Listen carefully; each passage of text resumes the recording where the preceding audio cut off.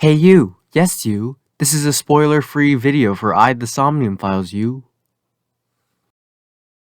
You ever just bite down into a sandwich and go, damn, that's a good-ass cozy sandwich? Well, replace the sandwich with the Somnium Files, and bam! That summarizes my experience with the game back in 2019. Well, minus the eating part. And to celebrate the release of the sequel, Nirvana Initiative, I figured now was an appropriate time to talk about why this game works so well. Written by Kotaro Uchikoshi, the man behind the Zero Escape trilogy, and published by Spike Chunsoft, the same publisher behind games such as Zero Escape and Danganronpa, on the surface, seems just like a typical murder mystery story, but its distinct elements it adds to the formula comes together to create a unique and bizarre mystery like no other. Just like a sandwich, these added elements elevate something that's seemingly simple, but it's also that familiarity that brings a lot of comfort. Between its unconventional approach to a murder mystery, grounded characters, and its utterly random and stupid humor, the Somnium Files is a unique, gruesome, and gripping murder mystery game. But it's also one that isn't afraid to have fun with itself. It proudly radiates sincerity and heart to tell an extremely personal story.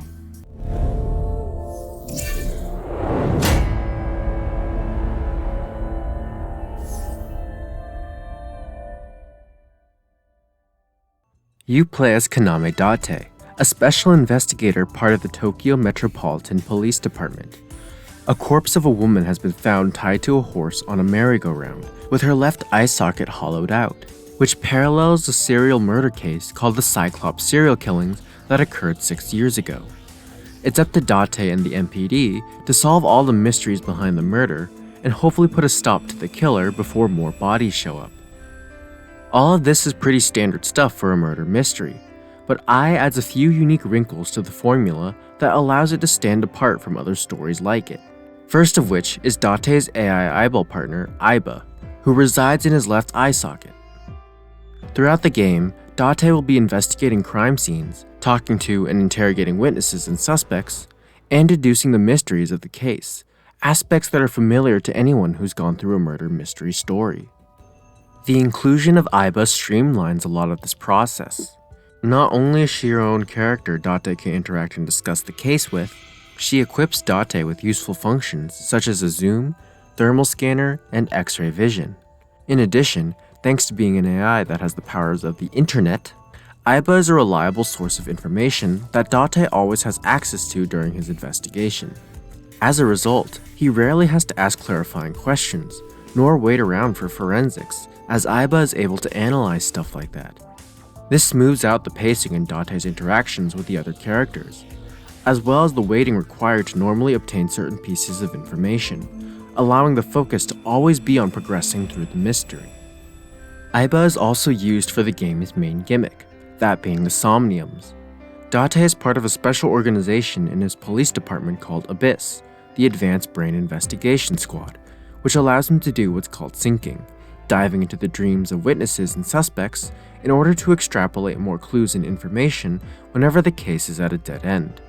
There are a billion kinds of suspects and persons of interest out there. People that lie, people that don't say anything, people that have head injuries, or some that have deep mental wounds that keep them from talking. So, how do we get clues from these people? We have to get inside their heads. The truth is in their minds. Each Somnium world is a reflection on the person's thoughts and feelings on a subject, except obviously a lot more trippy. They can range from something tame, like outside a warehouse, or eerie, such as a distorted park. The Somniums are where a bulk of Ai's gameplay lies. Each one has a series of interactable objects, and finding the right object to perform the right interactions is the key to advancing through the gates of progression called mental locks. Clearing a mental lock changes what areas of the Somnium can be explored, as well as providing new objects Aiba can interact with. The goal of these sections is to unlock all the mental locks before the 360-second time limit reaches 0, which can sometimes be tough. While the timer only ticks when Aiba moves, interacting with the objects also takes up a set amount of time stated under the actions. These segments, despite their bizarreness, are easily my least favorite part of the game. Due to the strict nature of the time limit and the overabundance of interactable objects, Finding the correct solution to unlock each mental lock becomes a tedious chore of trial and error, especially when the game is terrible at properly conveying what needs to be done. Sure, a lot of this is alleviated by the timing system, which gives the player a consumable item to save or increase the amount of time their next action can take. On top of a hint system on the top left, which gives a vague, and I mean really vague, instructions on what to do next. But finding the correct solution still requires a lot of leaps in logic. It can be argued that because it's a dream, the answers don't have to make any sense. But that doesn't change that these sections feel very aimless and repetitive. Contrast this with Zero Escape's escape rooms, where their solutions are grounded by the hints and information found in each specific room, which also sets each room apart from each other. With Somnium's, apart from the visuals, each one boils down to the same tedious trial and error time management loop. That's not to say it's all bad. The sheer creativity in both the aesthetics and the things that occur in each Somnium is impressive, and the banter between Date and Aiba within these dream worlds are always a treat. Well, pandas and horses are pretty similar. They are completely different. Are you blind? Yeah, well, they both have 5 letters. I just wish they weren't so easily missable thanks to the time limit, but I digress. And the information uncovered in these sections related to the mystery can be both engaging and shocking. This ties into the last wrinkle the Somnium Files brings to the table, one that has become a staple in recent Uchikoshi games, the branching narrative. In some Somniums, there can be 2 solutions to a mental lock that can branch the story in 2 different ways. This in turn shapes what happens next in the story, which results in different locations to investigate, clues to find, and revelations to uncover. This ensures that the player, no matter how they funnel through the game's different routes, will always be gaining enough information to make progress, but never enough to have everything figured out early on. On top of that, the game is fully aware that the player possesses information the characters don't have thanks to flowchart shenanigans, and takes advantage of that. Inconsistencies are bound to pop up in each timeline that blatantly contradicts some events established as fact in others. These are things I go over in more spoilery detail in my Medium is Meaning episode. But in short, the branching narrative strengthens the mystery by not only having the player deduce the truth in a linear time frame, but also tasks them to organize all the contradicting information across multiple timelines to come to a conclusion that lines up with the established rules and logic of the story. None of this is particularly new for those who have gone through the Zero Escape games. But now, these sci-fi storytelling tools are recontextualized within the parameters of a murder mystery, and vice versa. Despite the mystery being the central focus of the narrative, the Somnium Files never forgets to highlight the people that are affected by these murders. By creating characters that players can connect with, it subsequently grounds the story into something more personal. Both the mysteries and characters work in tandem to create something that invests the players on both a curiosity and emotional level. You have characters such as the easily annoyed, sorta perverted and impulsive protagonist of Date, the calm and rational Aiba, the hot-headed and combative Mizuki, the perfect example of a man-child simp living in his mother's basement with Ota, and the air-headed bubbly idol Iris, also known as Aset. He sent you back! Amongst other colorful characters. These character tropes are littered throughout other pieces of media, and to be completely honest, I'm not a huge fan of them, since they tend to be used for unfunny gags. But once again, takes that familiarity and spins it with its own uniqueness. For these overused character traits in particular, there's 2 ways Uchikoshi goes about them. The first of which being that the story dedicates its time to contextualize these archetypes a character possesses. We get to see what led these characters to behave in the way they do. For a lot of these characters, their archetypes are a direct response to their pasts. It utilizes these common tropes in an effective way to craft relatable characters people can connect with, instead of using them for overplayed gags. All of this is centralized around the game's core theme of family. Somnium Files explores many different types of family dynamics, and the conflicts that can arise within them. The murder mystery is a vehicle used to unearth a lot of the repressed problems these characters go through, which contributes to showing how they and their families' lives are impacted by the killings, especially as the case becomes more involved with certain characters.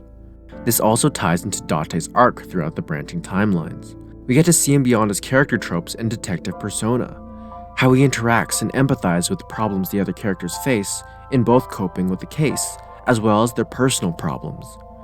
And through solving the mysteries and helping these families through their issues, Date influences and heals the lives of the different families, whether it's acting like a mediator or being directly involved himself. I knew about the whole thing.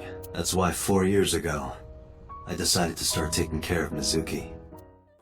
By taking the time to flesh out these characters, it established what's at stake for Date in solving the murders, driving the narrative forward on an emotional level without it feeling like it's halting the momentum of the story. Sure, the theme of family isn't exactly the most unique thing out there either. Just look at every Fast and Furious movie.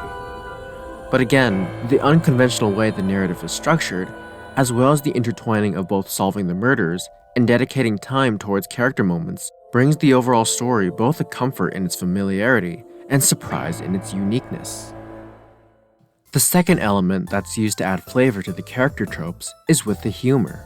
And no, I don't mean the usual character gags that these tropes bring up.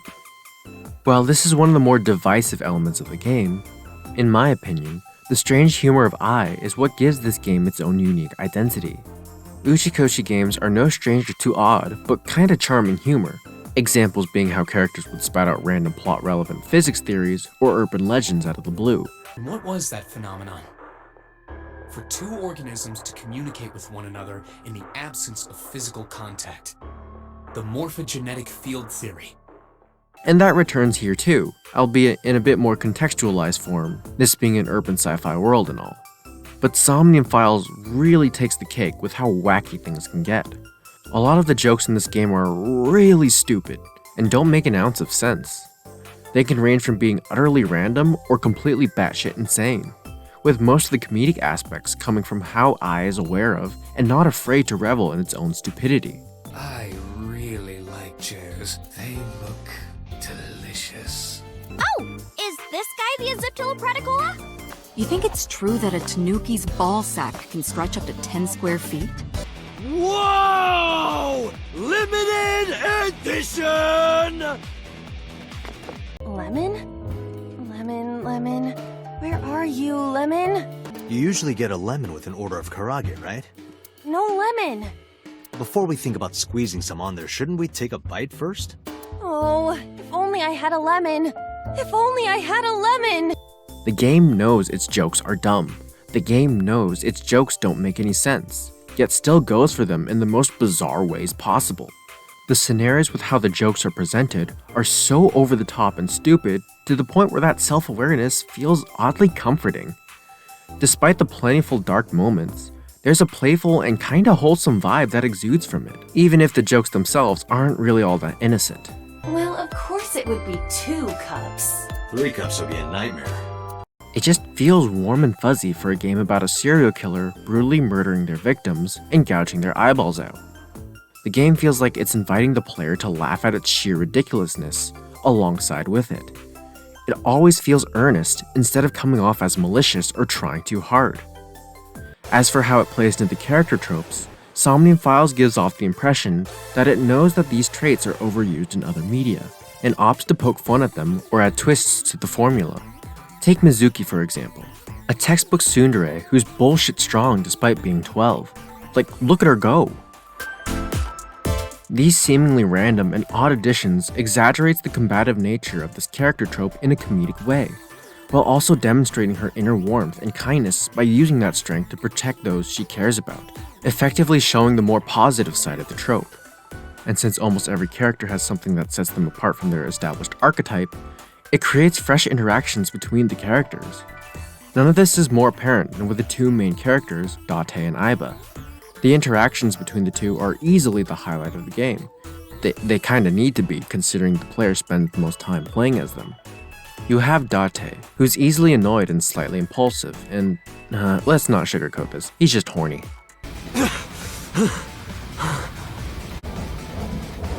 Huh?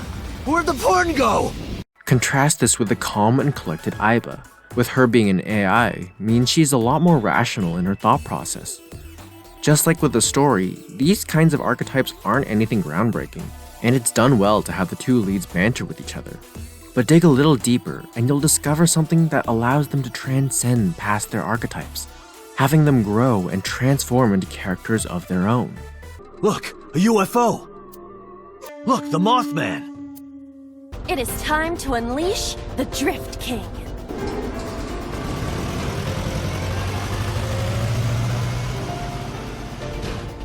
These two are really stupid. Impossible. How did a jellyfish get in here? Your mother is a stupid, bony girl. Bony, bony, bony. Hey, but look. A flying squirrel taking a nap. It is clearly a tiger. It's green, right? It's gotta be gag. Don't push yourself, Date. No, I'm fine, Date.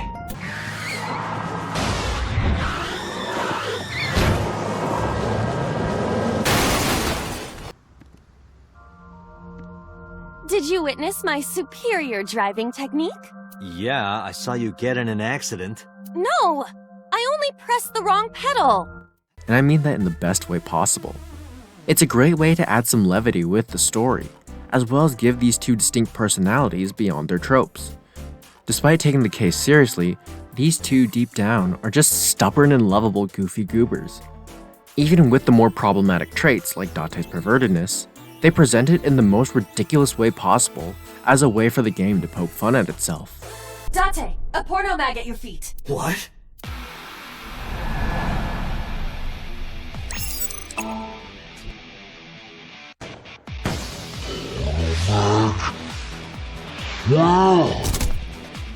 Moreover, a lot of their stupidity serves to ground the bond they share in a believable way, while also giving some commonality to them despite their differences.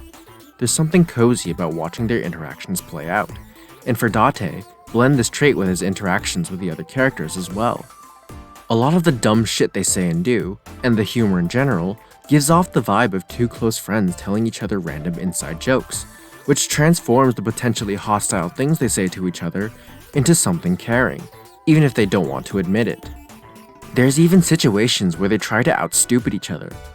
Adrian! Rocky! Adrian!